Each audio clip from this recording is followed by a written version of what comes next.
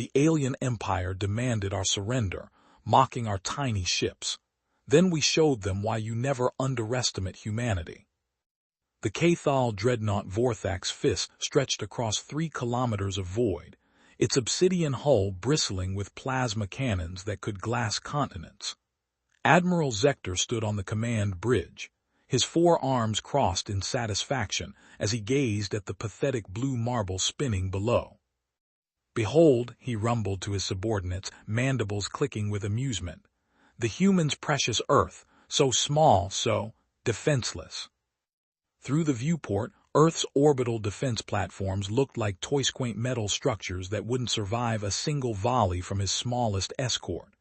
The Cathal had conquered 17 star systems with fleets like this. Size was strength. Mass was might. The bigger the ship, the more respect it commanded.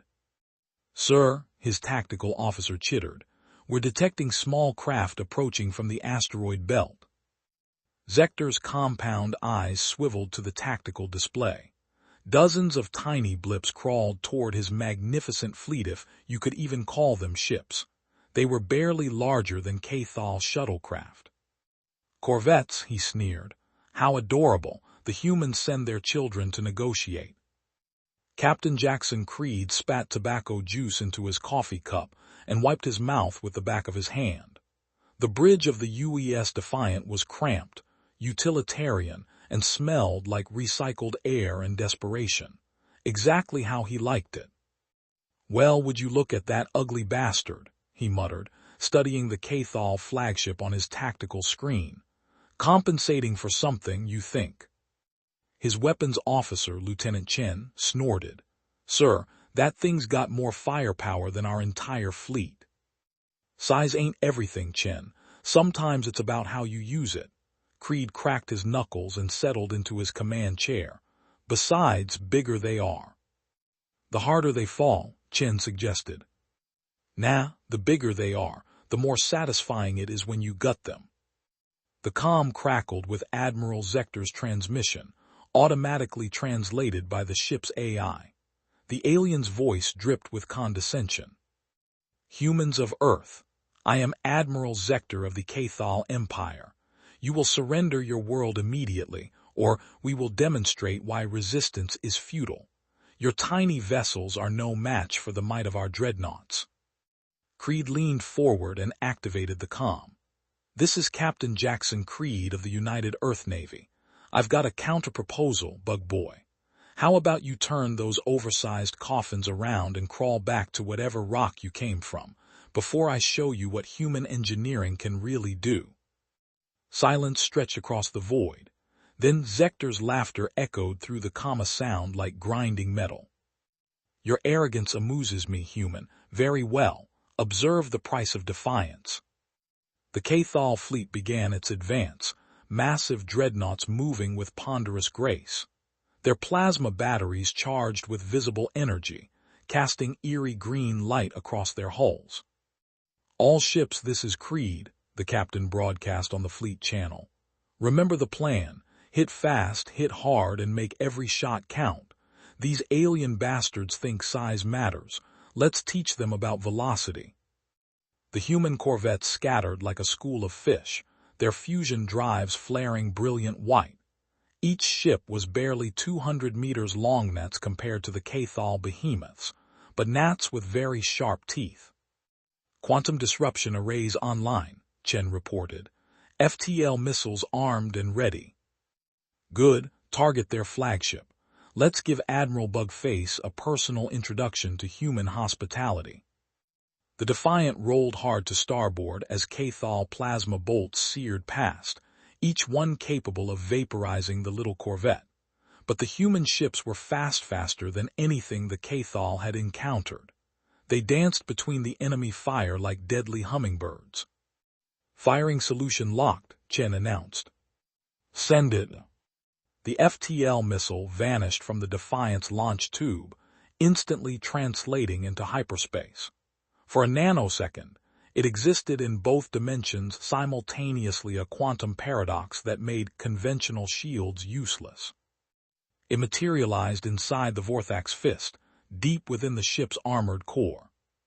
The explosion tore through 17 decks, venting atmosphere and alien blood into space. Emergency klaxons wailed as the massive dreadnought shuddered, its proud advance faltering. "Impossible," Zector roared, his forearms flailing as damage reports flooded his screens. "How did they penetrate our shields?" His tactical officer's mandibles clicked frantically. "Sir, the missile appeared to bypass our defenses entirely. It materialized inside our hull." Another corvette UES Razor streaked past the flagship's ventral surface, its quantum disruption array firing a concentrated beam of exotic particles. The beam didn't damage the Cathal ship directly. Instead, it destabilized the quantum fields holding the dreadnought's massive structure together. Metal screamed as the Vorthak's fist began tearing itself apart at the molecular level. "All batteries target the small ships," Zector commanded. "Destroy them." But the human corvettes were already gone, having used their superior speed to dart behind the cover of Cathal escort vessels. Plasma bolts meant for the humans instead struck their own ships, friendly fire adding to the chaos. "That's one ugly fish in the barrel," Creed observed with satisfaction as the Cathal flagship listed to port, secondary explosions rippling along its hull. "Chen, what's our missile count?" 14 FTL torps remaining, sir. Quantum array at full charge." "Outstanding, let's go hunting." The Defiant dove beneath the Cathal formation, using the massive ship's own bulk as cover.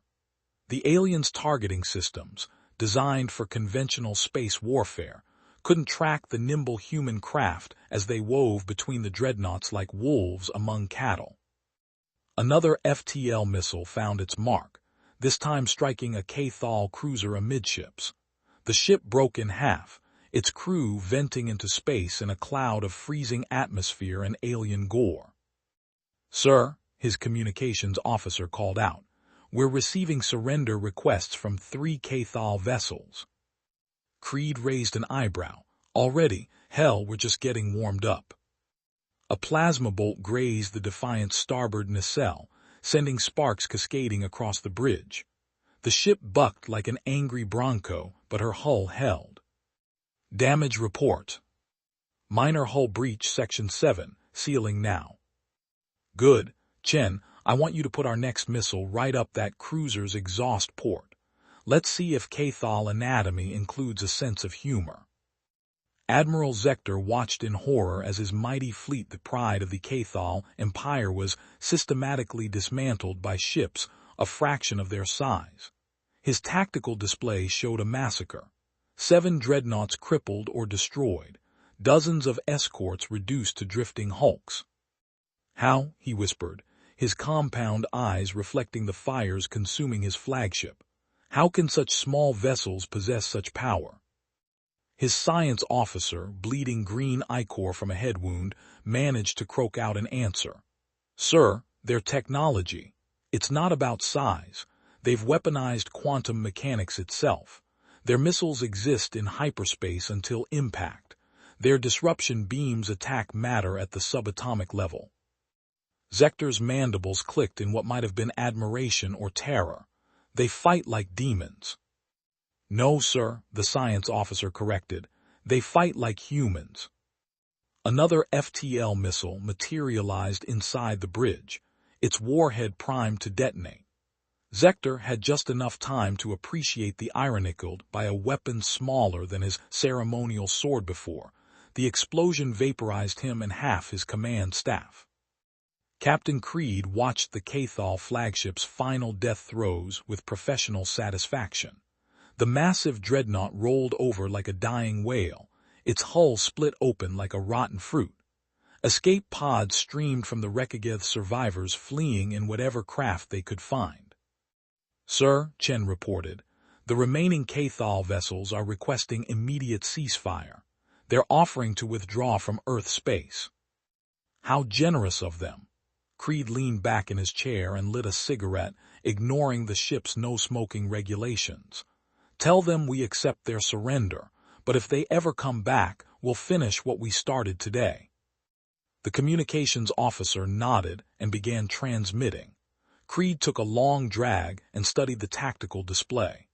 12 human corvettes had faced down an entire Cathal battle fleet and won, not through superior numbers or bigger guns, but through superior thinking. You know what the best part is, Chen? What's that, sir? They never saw it coming, thought we were just another primitive species to be conquered. He flicked ash onto the deck. Turns out, sometimes the little guy wins. The aftermath was swift and decisive. The surviving Cathal vessels limped away from Earth, their proud fleet reduced to a handful of damaged ships. News of the battle spread through the galaxy like wildfire. The mighty Cathal Empire, humbled by a species they dismissed as insignificant. In the weeks that followed, other alien civilizations began reaching out to Earth, not as conquerors but as potential allies. The humans had proven something that day. In space warfare, as in evolution, it wasn't the biggest or strongest that survived, it was the most adaptable. Captain Creed stood in his quarters aboard the Defiant, reading reports of Cathal diplomatic overtures. They wanted to establish trade relations, cultural exchanges, mutual defense pacts. Amazing how quickly attitudes changed when you proved you could bite back. A knock at his door interrupted his reading. "Come in." Lieutenant Chen entered, carrying a bottle of whiskey and 2 glasses. "Thought you might want to celebrate, sir." Creed grinned and gestured to a chair. "Don't mind if I do. What are we drinking to?" Chen poured 2 generous measures. "To small ships and big surprises." "I'll drink to that." They clinked glasses and downed the whiskey in one gulp. "You know, Chen, I think this is the beginning of a beautiful friendship."